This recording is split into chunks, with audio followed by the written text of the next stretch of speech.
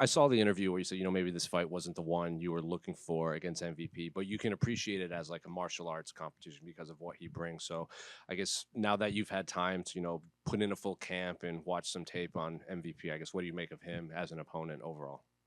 The same thing I make of any other opponent. Target acquired. Uh, yeah, that's it. Yes. Obviously, I don't think we expected you to be fighting at middleweight again Yeah. after your last excursion. So I guess, we've heard you say, the politics at welterweight is what kind of led to this. But after your fight against Shara, did you think your next one would be a middleweight, or did you assume it would be back at 170? Yeah, 100%. I assumed it was going to be back at 170. As I voiced that I wanted this is a one-off. It's seeming more and more that it's going to be more than even this fight now. Potentially, it seems that there's just more opportunity. The welterweight seems to be congested, and I wanna be active. So, if there are fights, I'm always willing to go back down. It's nothing to do with weight or anything. I can make whatever weight I need to. So yeah, but I do see there's a lot of opportunities and hungry fighters at the middleweight division. He was in here and he was saying he fully expected to go back to welterweight after his fight against Shara, and he wasn't getting fights at welterweight. They offered him the fight at middleweight, so he said he still kind of feels like a welterweight. He hasn't had time to maybe put on weight for middleweight, and he's fully expecting you to have the strength advantage and everything like that. So I guess, how do you see this fight actually playing out when you do get in there? I love it when you guys ask that question. How do you see the fight playing out? I don't, theoretically. I don't know. I see myself winning. That's the only way I see myself to see the fight playing out. That's the only thing I want to envision. I don't want to think like, well, this could happen or that could happen. That's already been taken into account before I even signed the contract. You know what I mean? So I see myself winning. Pressure, making him miss if he throws. But it's going to be pressure, action if he goes, action if he doesn't. I want to put my hands on him, and if I get my hands on him, I'm going to put him down. When Dustin Poirier made the jump from 145 to 155, he said it took him a while to feel like a lightweight rather than just a featherweight that stopped cutting weight. Yeah. So do you feel like a middleweight, or do you just feel like a welterweight that stops cutting at 185? No, I completely agree with Dustin with what he's saying. I still don't quite feel like a middleweight. I feel like a welterweight that doesn't have to cut too much. And it's only because, again, I wasn't expecting to still be here.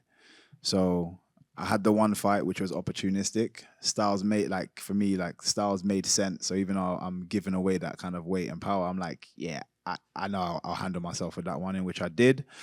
And then this one, I was already expecting to go back down. So again, I'm not really preparing myself for another middleweight division fight. And then this kind of last minute, I had to kind of change thought process. But again, I haven't really done the camp in a way that I would to just stay at middleweight.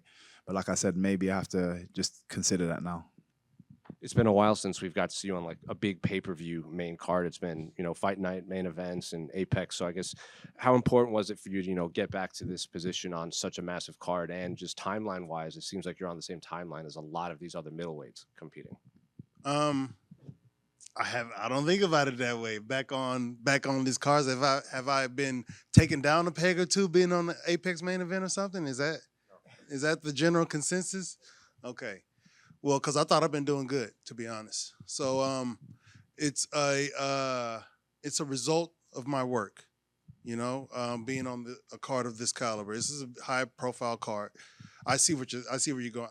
Now I see where you're going with that. But it's a high profile card, and it's like you said, fruits of my labor. So yeah, I'm definitely appreciative of the opportunity to compete on this card, especially with the middleweight strap on the line.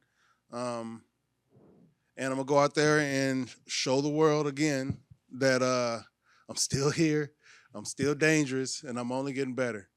And like, kind of speaking on that, Jared is, one of the just physically more imposing middleweights. He fought at heavyweight, and now he's Definitely a very physical middleweight, and pressure. He's like, I've seen interviews. He's like, I'm not trying to solve the MVP puzzle. It's just pressure. So I guess, what type of fight are you expecting in there against Jared? I am kind of expecting him to do, attempt to do exactly that. Um, there'll just be a lot of oncoming traffic. Yeah, you can if you it's up to you if you want to run down that road while there's cars flying at you, and how long before you you are permanently knocked over. So we'll see. I do believe he'll try and do that until it doesn't work. And then again, like I said, I've spoken to many people and said I turn a lot of people into wrestlers. And although he's not, he can wrestle. I've seen him wrestle before. That's never his first point to go to. But I definitely see him try to adopt more of the wrestling element. And at welterweight, you would always say, speed kills, but at welterweight, you also had that power. Coming up to middleweight, I would assume you're right away one of the faster middleweights, just because you might just be small, like smaller than those guys. Mhm. But I guess how do you think your power translates up to middleweight too? It doesn't. Them guys is tougher than a mud. It just means I have to be way more, and I've spoken about this as well. I have to be way more. I have to have way more output in comparison to the welterweight. Welterweight, I'm a sniper. I'm waiting for that right moment, and then I'll land my shot. Wait for the right moment, land my shot. Whereas in the middleweight division, I have to be a bit more aggressive on that front foot, landing combinations and then come back out. Combinations and come back out versus just the one shot. Trying to in hope to kill these guys because they are more than natural, especially Jared coming from heavyweight, but they are more than natural middleweights. And it's like Jared is one of those names that you're like, okay, he's a big guy, obviously, but there's a puzzle in that, right? Yep. So does this one for you? Maybe okay, it's not the Division 1, but still motivates you and Yeah. excites you in one of those ways. It excites me again, one, because he's an exceptional athlete. He's fought everybody. It's it adds to my credibility of people, when I'm looking down the line later of people that I have fought and then beaten. But also it's progression because he's ranked number 8 or 7, wherever he is. But it represents progression moving forward. So, I feel like even if I won this fight at middleweight and I went back down to welterweight, you have to still kind of give me people in and around that kind of level of ranking.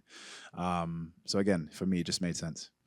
Jared, when you look at this fight with Michael, it would seem that he has the ability to kind of frustrate his opponent sometimes with the way he keeps his range and the way he keeps his distance.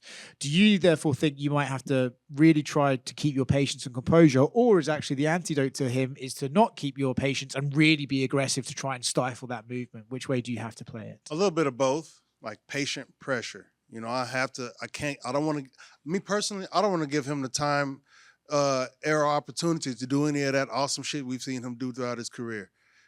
So pressure. But I definitely don't want to rush into anything because he's a master at making people overextend and then catching them while they're trying to extend.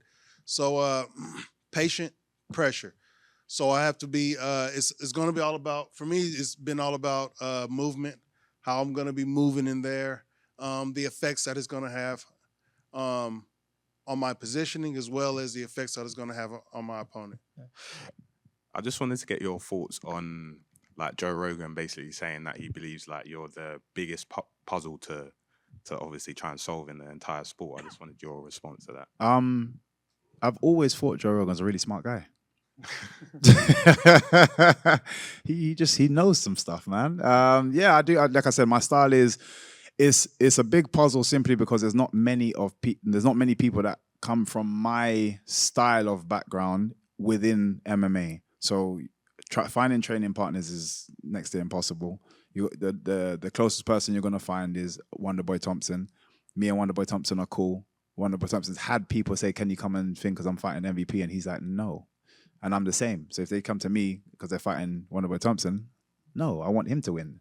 So it's the same thing. So it's difficult just simply because there's less of us. Obviously, I love my style, but it's just because there's a scarcity, so people don't really truly understand it until they're right in front of us.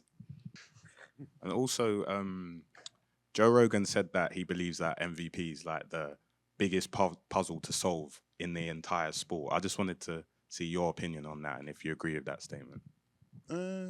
No. I think he's been successful in what he's been able to do.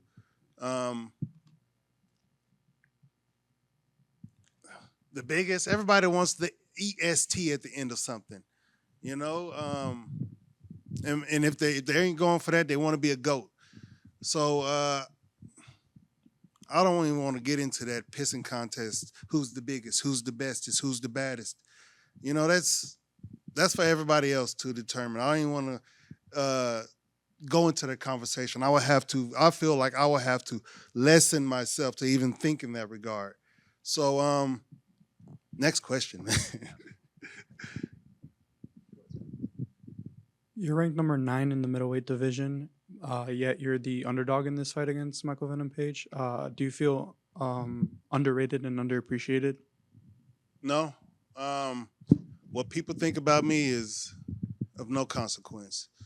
So no. This isn't the first time. It probably won't be the last because I still got miles to go. Here, Jared, real quick. Obviously, MVP's competed at welterweight before, you being a heavyweight. I know you don't want to give away strategy, all that type of stuff. You can't predict the fight, but is it at least something that you need to go in there and test if he can handle your strength that you bring down from a heavyweight? And he says, he doesn't even feel comfortable in this weight class yet. To be honest, it's not something that I want to test. It's something I'm going to impose. Yes.